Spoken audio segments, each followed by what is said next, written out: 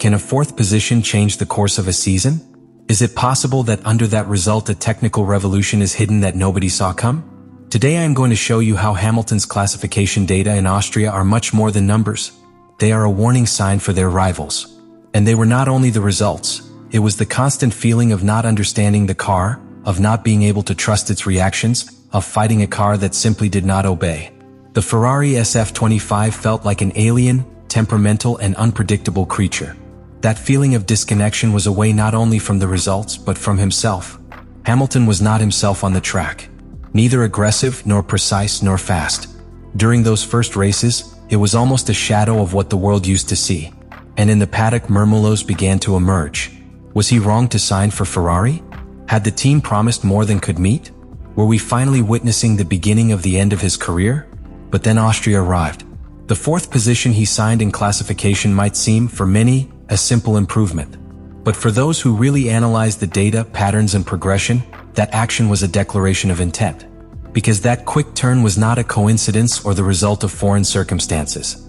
It was the product of an internal change, of a convergence between the pilot and the machine. And the most revealing, he did it less than a tenth of Charles Leclerc, his partner, who until then had comfortably surpassed him in classification throughout the season. What happened that Saturday in Spielberg was not a passing flash. It was an alert for rival teams. A message encoded in tenths, in sectors, in telemetry data. A message that said, Hamilton is returning. And this time he will not do it alone. He will be accompanied by a Ferrari that finally begins to behave as a true contender. That was the true meaning of Austria. Not the fourth position.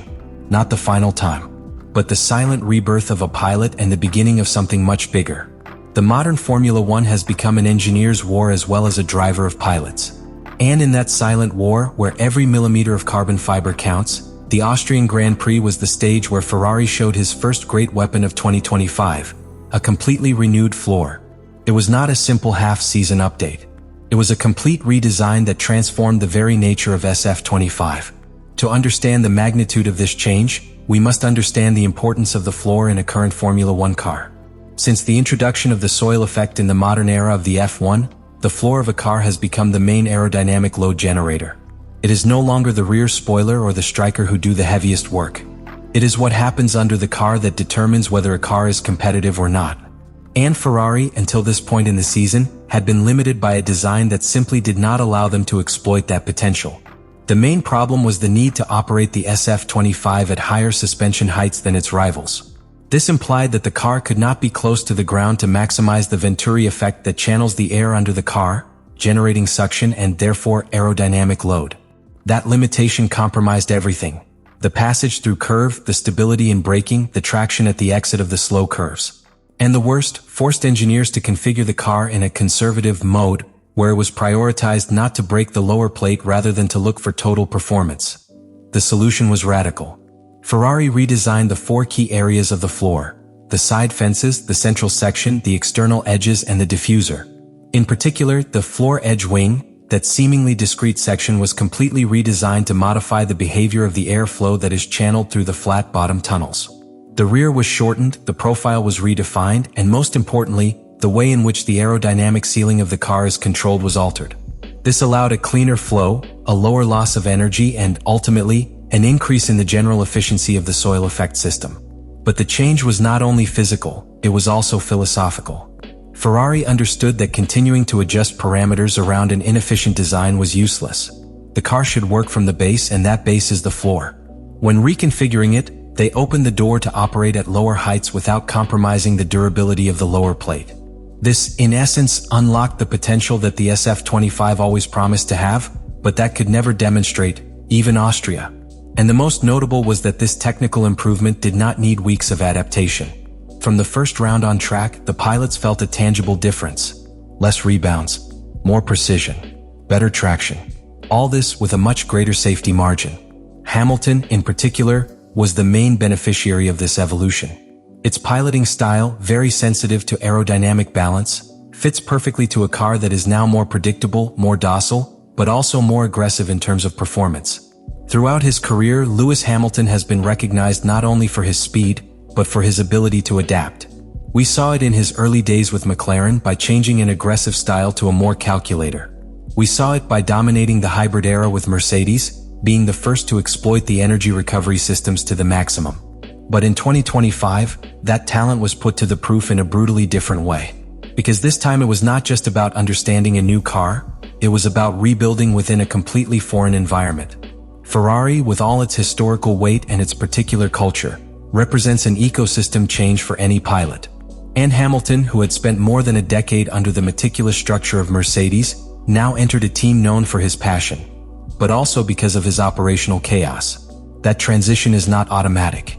There are new languages to learn, internal dynamics to understand, different ways of processing data, interpreting information, making decisions. And that, for a pilot who has already won everything, can be as frustrating as challenging. In the first races, the symptoms were evident. Hamilton could not find that point of trust that allows him to push to the limit. The radios were full of doubts, of constant adjustments, of messages where he himself recognized being lost at certain times of the return.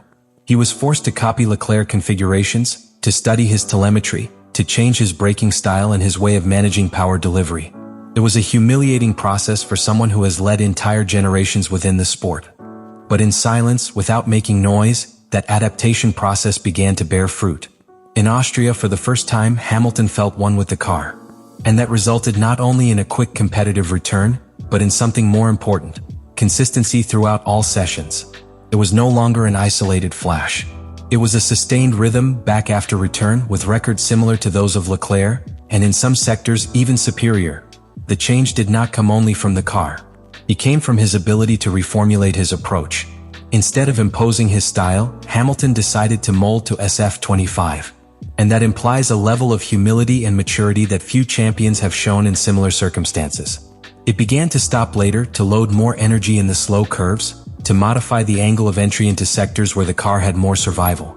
Tiny adjustments that, in practice, make an abysmal difference. In addition, it was not just piloting. Lewis was directly involved with Maranello's engineers in the interpretation of data and in post-session meetings. His contributions began to be more relevant, finer, more incisive.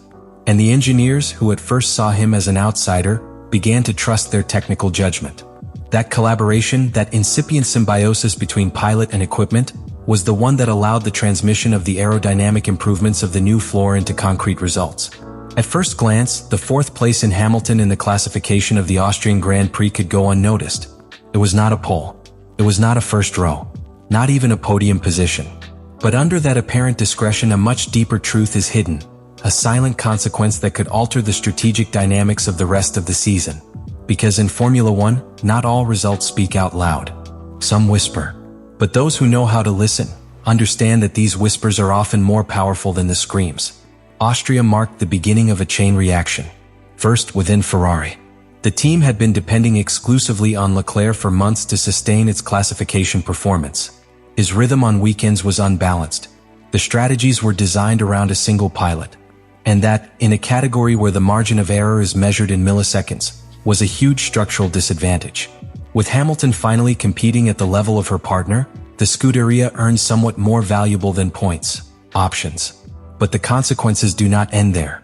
What happened in Austria also impacts the psychological plane. For engineers, see Hamilton get performance from a car that weeks ago was considered a failure, valid months of internal work. Reinforces the moral of the team. Strengthens the narrative that they are in the right direction. That collective trust is intangible, yes, but absolutely essential to maintain evolution during a season that still has many chapters ahead.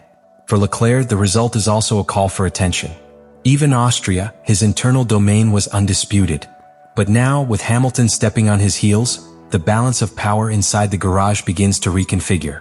That generates internal competitiveness, yes, but also pressure. And in a team with a history so loaded with internal rivalries, that pressure can derive in crucial decisions in moments of high voltage. And then there are the rivals. McLaren, championship leader. Red Bull trying to recover its old form. Mercedes stalking from behind. They all observed what Hamilton did. And even if they publicly try to minimize it, they internally know what it means. Because if the SF25 has really taken a step forward, and if Hamilton has managed to tame it, then they are facing a real threat. A threat that can be consolidated on faster, more technical, more demanding clues. The fourth position of Austria then was not a simple result. It was a tactical, psychological, and competitive turning point. A reminder that in Formula One, the change does not always arrive with fireworks. Sometimes it arrives with a clean lap on a traditional track under a clear sky, and leave a brand that is not seen in the timetable, but that feels throughout the paddock. The fourth place of Lewis Hamilton in Austria 2025 is not just a figure on a classification sheet.